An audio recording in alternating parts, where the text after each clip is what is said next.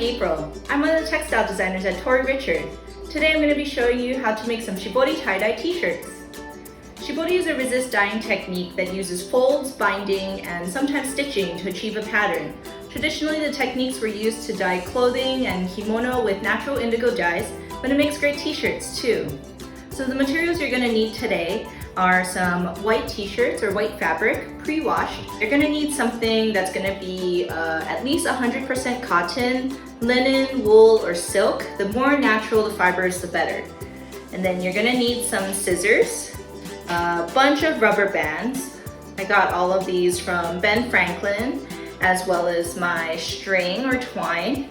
And then for one of the techniques today, you're going to need some sticks or poles. I have here some cut PVC piping, but something like this thickness, like a broom or a vacuum cleaner handle, is totally okay too. You're just gonna want something that you don't mind going into the dye bath. And then for the dye bath itself, you're gonna need, of course, some dye. I have here some powdered RIT dye. And then the powder dye actually asks you to pre-mix it, so I have a throwaway container. And then since I'm using cotton, and if you're using linen, you're gonna need a cup of salt to go into your dye bath. This helps the color come out a little nicer. And then for wool and silk, you're gonna need a cup of vinegar instead. I also have a mixing spoon, one that I don't mind getting colored, and then some tongs because your dye is gonna use some hot water and you're not gonna wanna stick your hand in there. It'll be pretty hot. And then of course, you need a bucket. I have here a big bucket from City Mill, but a large container that can hold about 3 to 4 gallons of water is okay too.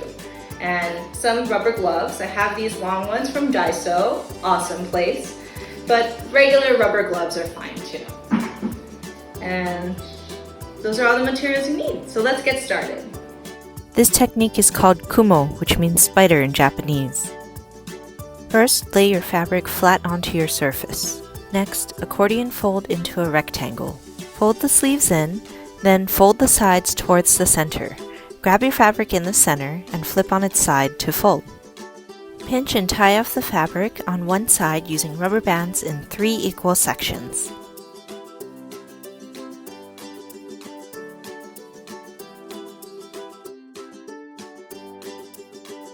Repeat on the other side in staggered sections.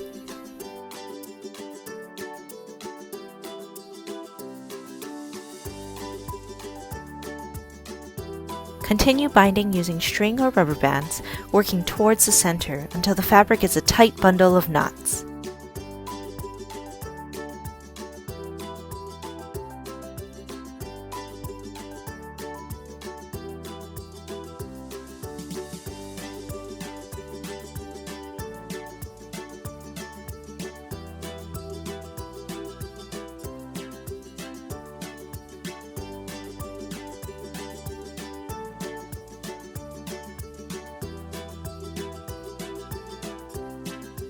The next technique is called arashi, which means storm in Japanese. Lay your fabric flat onto your surface. Roll a pipe or pole at a diagonal, starting from the bottom corner until all the fabric is rolled up.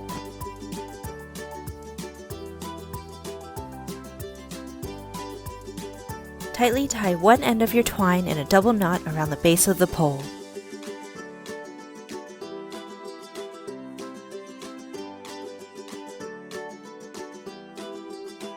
Wrap the twine around the pole while slowly going down. The tighter you wrap, the more contrasted the stripe.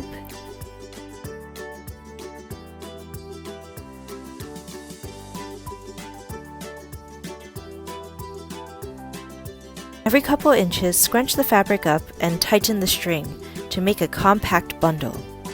Repeat the wrapping, scrunching, and tightening until all the fabric is scrunched up at the end as much as possible.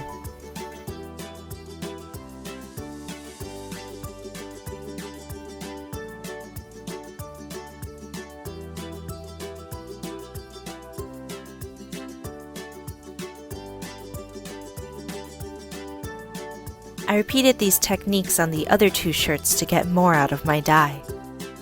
Thoroughly wet the bundles of fabric and set aside.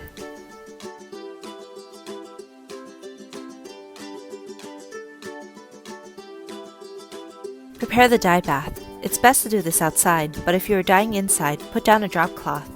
Fill your bucket or container with 3 to 4 gallons of hot water. Make sure your container is large enough to fit all of your bundles of fabric.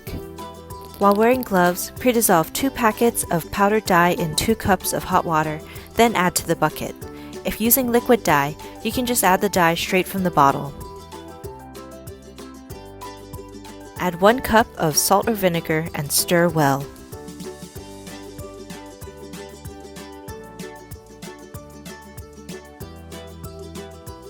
Drop the wet bundles into the dye bath for 10 to 20 minutes, stirring occasionally.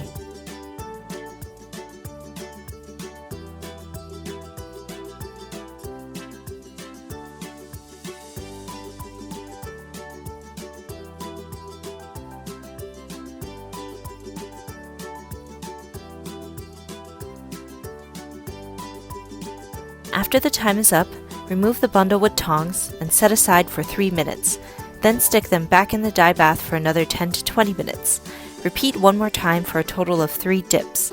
The more time the fabric goes into the dye bath, the more saturated the colors after you wash. After you're finished dyeing, set the bundles on the side somewhere to dry for several hours. I usually just leave them overnight. Once dry, untie your fabric bundles and rinse with lukewarm water until the water runs clear.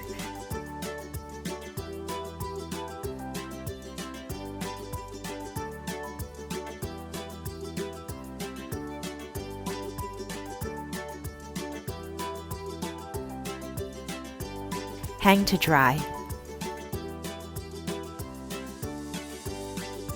And that's how you make shibori tie-dye. Thanks for watching. Happy Aloha Friday!